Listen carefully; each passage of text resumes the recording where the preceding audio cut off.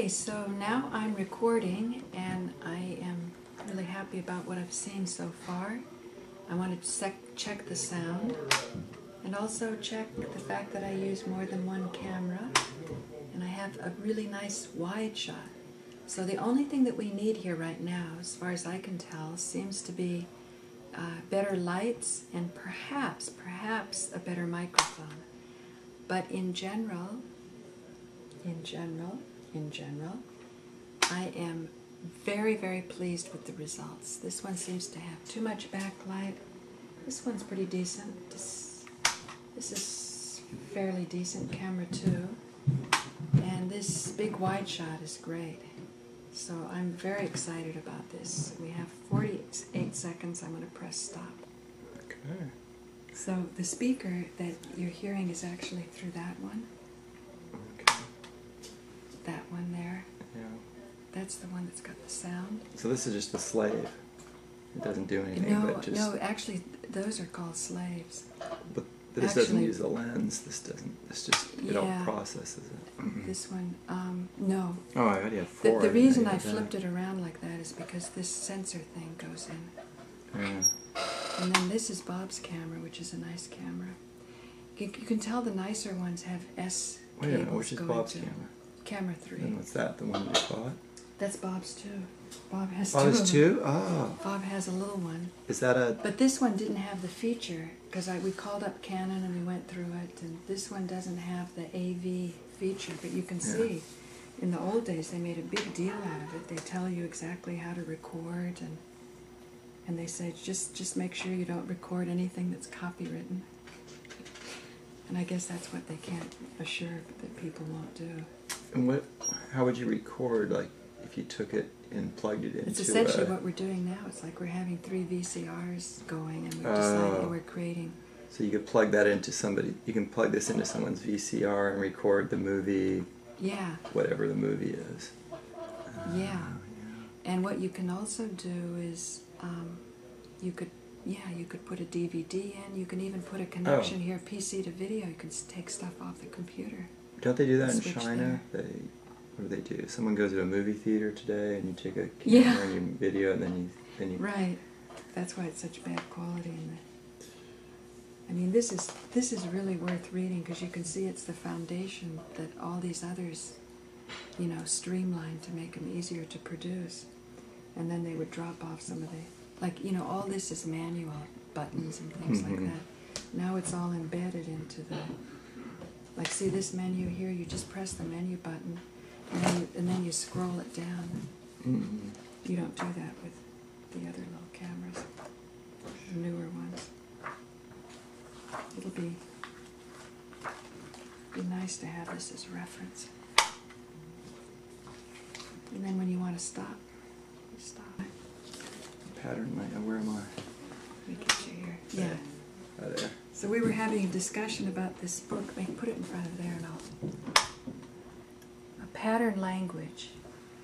And my brother and I found this book from very different directions. So he's talking about how he found it and what it said. I have to think about it. I didn't read it that much, to tell you the truth. Yeah, well, you can't read the whole thing, but you go to sections that interest you, like wall membrane. In organic construction, the wall must take their share of the loads. They must work continuously with the structure on all 4 of their sides and act to resist shear and bending and take the loads in compression. So there's a lot of technical stuff. Well, what I remember from the guys that brought it to me, because it was called to my attention when we brought some architects to Cyprus to build an eco-village, was that if cars dominate more than 10% of the area, it's not, human beings aren't comfortable in it. That's what I remember. Want some more? No. Okay. So human beings they find it more pleasing and life is more rewarding when they live in certain shapes. And so that's one thing I remember. 10% of the landscape shouldn't be dominated by either parking lots or streets and roads. And when New York first had the automobile introduced, they had a guy named Robert Moses who chopped up Manhattan, and the idea was is to just give, give the respect to the big roads. But the big roads were coming through and destroying the neighborhoods. But New York sort of regrouped, and then Greenwich Village, I think, had people who sort of kept it off, kept the neighborhood alive. So you said the stoops of New York in the front of the brownstones were. Yeah. Before I turned it on. Well, I'm always practical with what's going on in my life and how it affects me and what I've experienced. And with this house we're in right now, my father wanted to add on an addition to it, but the city doesn't allow you to because he doesn't have enough vegetation. I think they call it green space to justify it. So you just can't have everybody building concrete everywhere. And I guess now we're talking about global warming and the reflecting of the sun back off the concrete and the asphalt and the big streets. When Dimitri came here, our cousin's son from Greece, saying how incredibly huge our roads are and how bad it is for global warming. Highway 5 that connects the northern to southern California. Just massive amounts of concrete that we plop on the earth. He was saying that? Yeah, in Greece they have just, small little streets that we consider lanes, and those are their highways. I know. How much do you need? And I said that, well, we have big roads for safety. They have a lot more accidents in Europe, and they drive much more aggressively. Here we can... Well, we have more roads because we have more space. They built up their little communities before there were cars. So the architects that came over were excited to work in Cyprus because they liked these little stone terraces. And then the villages were so small, some of them, that had stonework all around, so that if you widened it, you would destroy the entire integrity. It was just for little donkeys to go back and forth. But the advantage is that one person could talk to another person across the road. Mm-hmm. And so that you had that community intimacy. And I even remember in Kolonaki when you were in Jen's stomach, so you were too small, but I was 7 years old. Uterus, actually. Yeah. Babies don't come from stomachs. Right. Yeah, but Back to we could go across the street. We could talk to people across the street in their little balcony. Right. So that's what was so fun. Well, when we built the house in Lake Tahoe, we used this book. We used feng shui, which I would call the Chinese art of placement. And you want to build a place that's the most comfortable and harmonious. And there's a lot to that. What does harmony mean? And comfort. Our mother said she was worried it would be too big and not have cozy little places, and I understand that, where she's coming from. And the book took care of that, and the architects were sensitive? I don't really remember the book, but I remember my feelings, and that's all I'm going off right now of as far as feng shui, when you place things in certain places, it's more harmonious, but there's some functionality to it. If you start dividing up rooms, saying your family and your daughter lives in one side, and your son's on the other, and the house is kind of split up emotionally wise with your family members, and it makes sense not to separate someone out. I don't know. But at the same time, people need privacy too, so you take that into account. Right. So that there's sort of space to get away and regroup. Yeah, that's good. All right. So much for pattern language. Here, I'll read it and you... No, I'll read it. This is from the pattern language again. We just flipped the book open to a page here. A castle made of cartons, rocks, old branches by a group of children for themselves is worth 1,000 perfectly detailed, exactly finished castles made for them in a factory.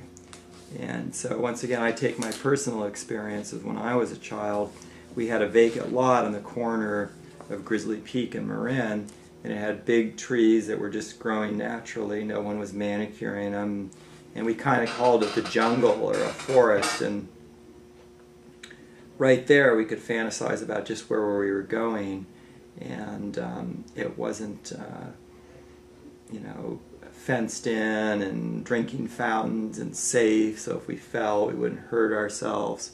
We dug underground forts, we built fire pits, we smoked cigarettes there, we climbed trees, we got really dirty, but there was nothing toxic, it was just real dirt. And my father would grab me when I got home and say, "Where have you been? Let me smell you." And he'd grab me and he'd smell me and he says, "Oh, I love that smell of eucalyptus." And so that was approval by him that, you know, you're out there playing and getting dirty, and that's a good thing. He didn't say this, but I felt this as a child. Well, was he looking for cigarettes? Why would he want it? He never said that. No, this wasn't, not at all. It was just, he knew he was dirty, and I think he could probably smell the eucalyptus branches, because we would climb these trees and it would be dripping from us, the smell of eucalyptus. If you've ever smelled it, it's a very strong smell. Yeah. And it's a nice place to grow up. Yeah, and I'm a contractor maybe because of I love building things and being practical in construction, and talk and philosophy is great to a point, but unless you create something with that talk and philosophy, it's just talk and philosophy. So right. At an early age, I was allowed to have the freedom and the trust by my parents and other parents that I played with their children to go play. But maybe this word play we should look at more deeply and see that it really is go out and be yourself and find out what passions you have. Experiment and learn about life. Yeah, we experimented with cigarettes and we didn't like them, and we didn't, you know, no one told us with these $1 million ads that cigarettes are bad for you. Right. And that's the best, you know, lesson, the way to learn something is through your investigation, and let children investigate even when they're young is a wonderful thing. There's one thing I want to say about this book, A Pattern Language, by these guys. You can say two things, but go ahead, one. You don't want to build the wrong thing. That's what I want to say.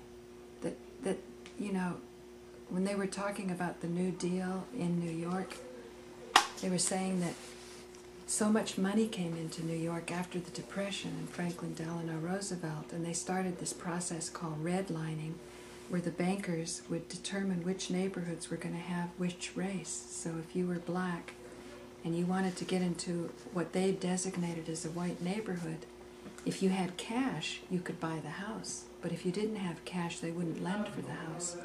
And likewise the opposite. If you were a white person and you wanted to get into what they designated to be a black neighborhood, you couldn't do that. So this shows the power of money that may not have been sensitive to what these philosophers, that's what I meant.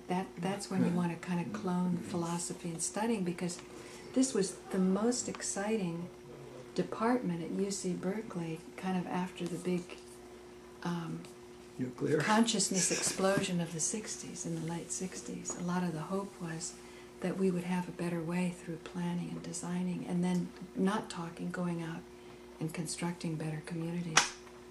That's all I wanted to emphasize. But I think and I think People's Park got built, and that was a community, a living, communal living, and they had a garden even before there was organic the word organic, they had their own little arm there. We got. Hello, you're on Rabbit Hole Central here. Yeah, Rabbit Hole Central 2. Who are you? Nico. Nico, you're kidding. I can't believe it. I'm taping a show with my brother. Ah, well, okay, but I'm a little busy. Oh, that's okay. What about tomorrow? Can you call me up tomorrow at 12 noon? Because we can stream from my dad's computer really well. Come down, Daddy. Okay, I tried to squeeze you in at 12:50, but I had some other plans. We'll go to the grocery Nico? store. I'll take Deborah. I'll take let me TJ stop. with us. You call us, Daddy. So we'll be back in about half hour. Okay. Let me stop.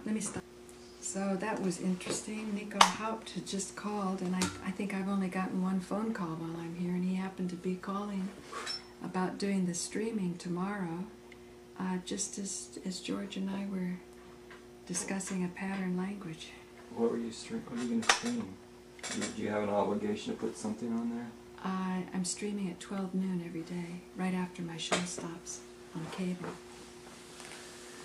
That's part. Actually, this is what I'm doing now.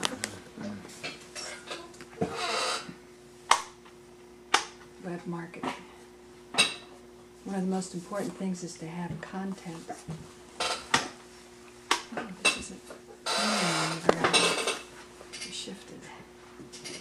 So where are you going when you leave here? Going to Philadelphia? Well, we're going to Dayton, Ohio, to do the thing on global warming, actually. We were talking about global warming. With who? Molly's dad, or? Yeah, Molly's dad, Molly's brother, and we're trying to get people who are experts. From Lonnie Thompson is a friend of Al Gore, and he works out of the Bird Polar Studies in Columbus, Ohio. I think it all comes from Columbus, Ohio.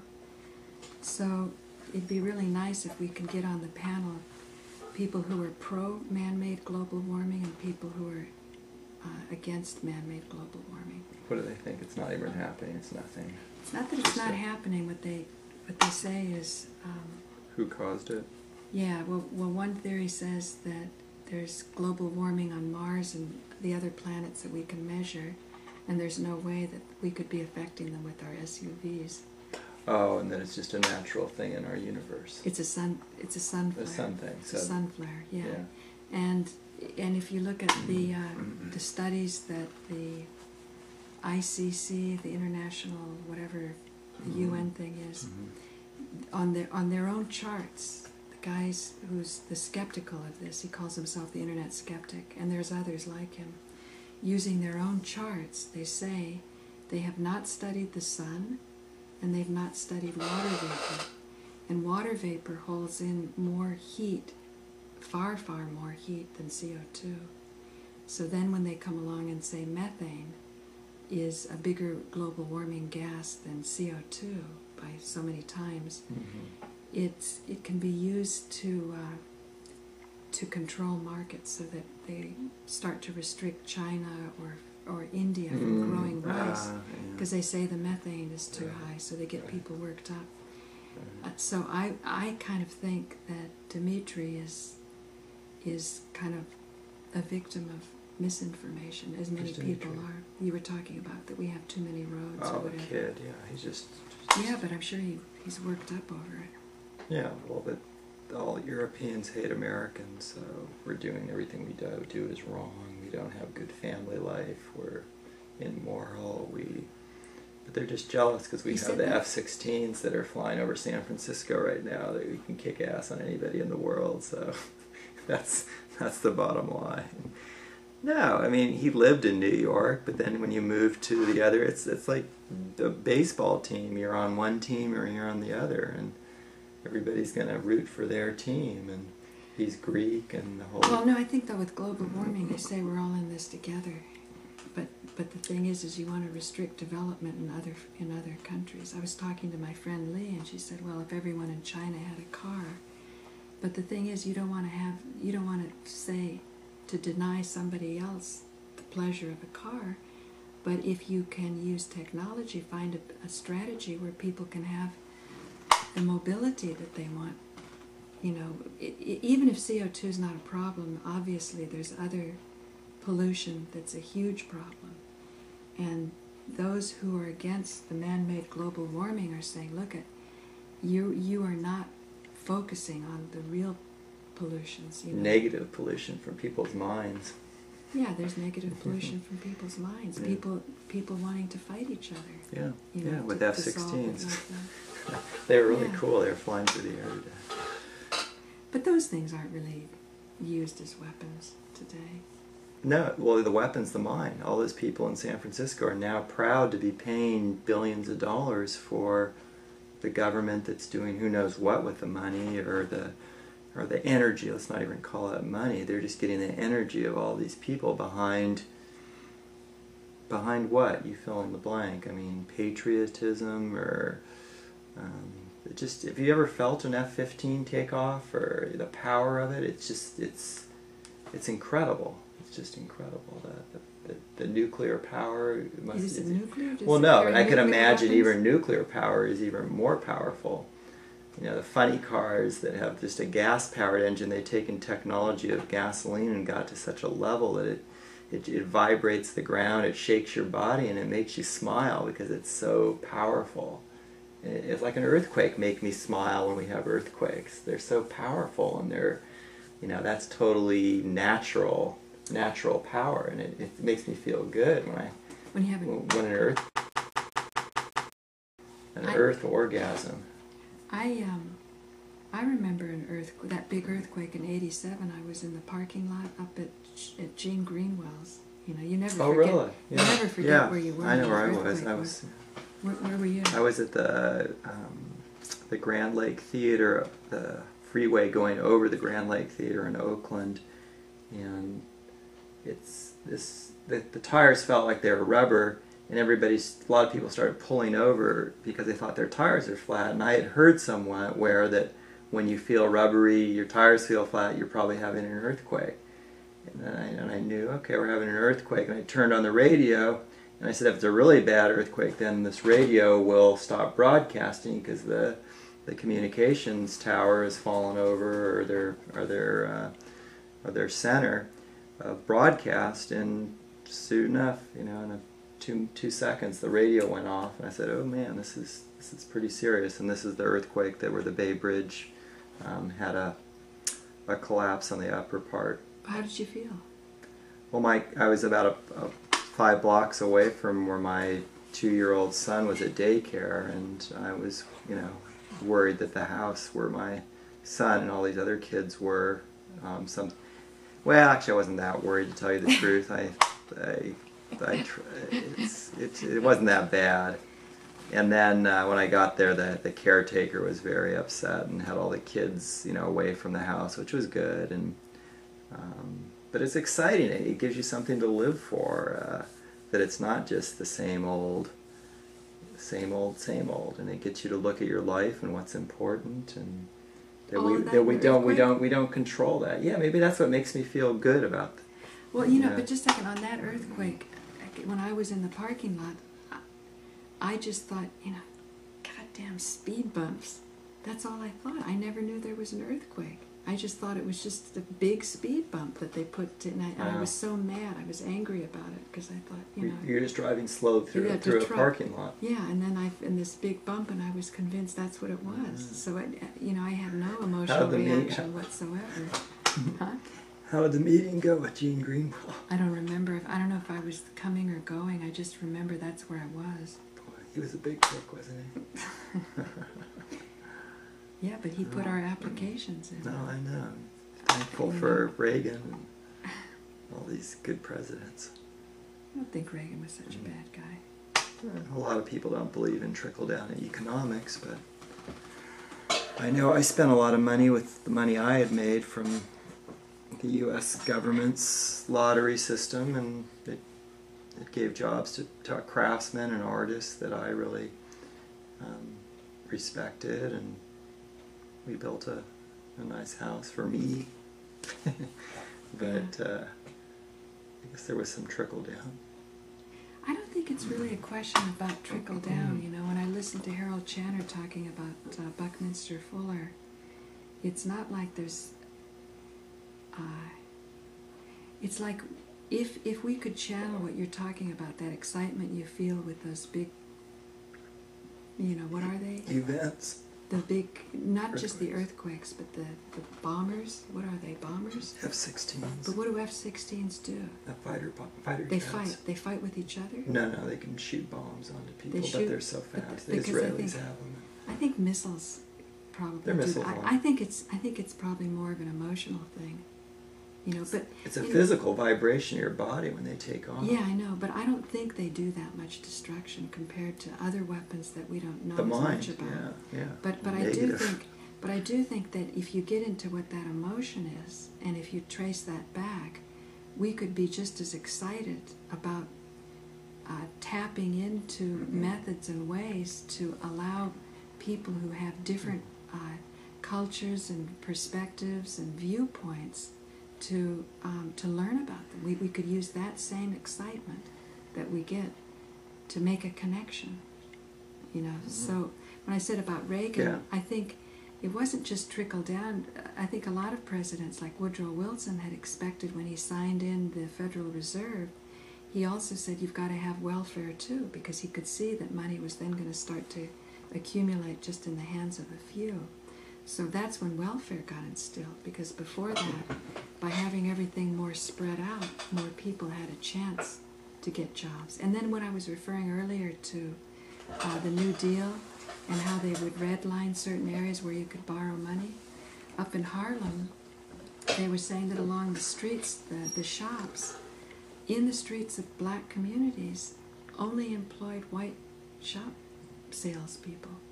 And so, and then jobs that typically blacks were taking before, when the depressions got bad, they couldn't get those jobs because the whites needed jobs and they were moving into that. So everything was getting kind of upset. So I would guess that Reagan had expected, when he was starting the Star Wars program and things like that, that there would be more generosity. And I think Woodrow Wilson too. They say that the last years in office, he took to his bed for a few months because when he saw the devastation of World War I, he realized it was intimately related to creating the Federal Reserve. Because as soon as these people who were the shareholders of the Federal Reserve had the ability to essentially sell money, one really great way to lend money then to a country that had been debt-free until then was to start a war. And it's a known thing. They call them merchants of death. Merchants of death. And Molly's father uses the term too. The DuPonts, they came to this country from France and they got into gunpowder.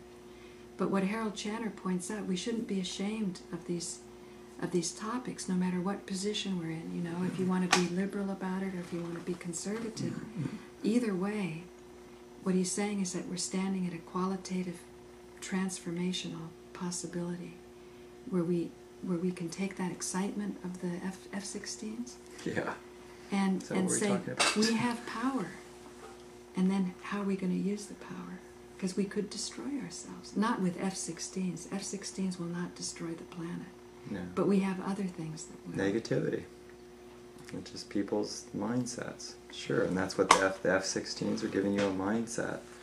Not necessarily negative. No, positive, that we're the greatest country in the world and we're going to defend it, and we're going to defend all the people that are on board with us and that believe in our way of governing. And I don't know. I mean, and probably the biggest thing is that the mindset is like, oh, we're happy to pay taxes. Let's keep doing it. Let's keep working harder to buy more F-16s and more cars to drive and more SUVs so we can buy more gas and start more. It's just, let's work harder. And this is a country where I think our parents came over to, I don't think they would admit this, but to work less, to enjoy the world, to be happier. Because I think who enjoys working at a job they don't like? And who enjoys working at a job they don't like just for money? Well, you know, we get to buy the things, and that's what makes it tolerable.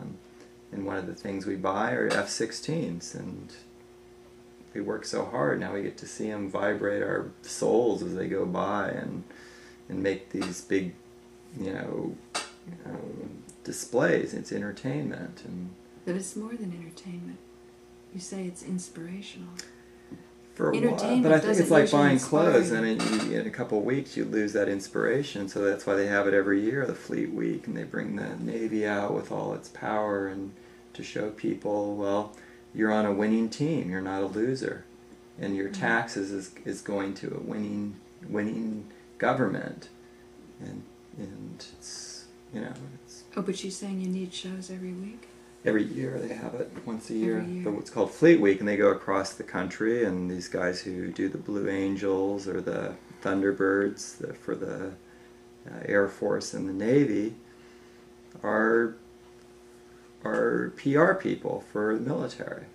And San Francisco's, some of their supervisors there didn't want to have it in San Francisco because I guess it's warmongers, or we don't want to.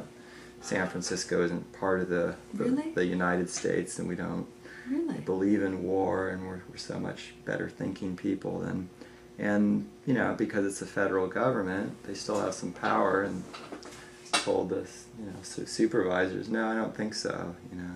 Oh, I think that's San Francisco, just I because think you that's have just- gay marriages doesn't mean that they're legal. I think that's just a show, because Nancy Pelosi is from San Francisco, and she promised to put impeachment, you know, get that in order, and all of the Democrats have just shied away from that. So I think that's just a show. And I don't think there's anything wrong with the military upholding the Constitution, and impeachment's part of the Constitution. So if people don't want to be in Iraq, they don't want, if you know, they don't like the numbers and the statistics, then it's not the military that's going to. Yeah, I mean, I think you can want to get out of Iraq and not have war of aggression and still have all the F-16s that you want. That's not the problem. Good, armed. You need a strong military.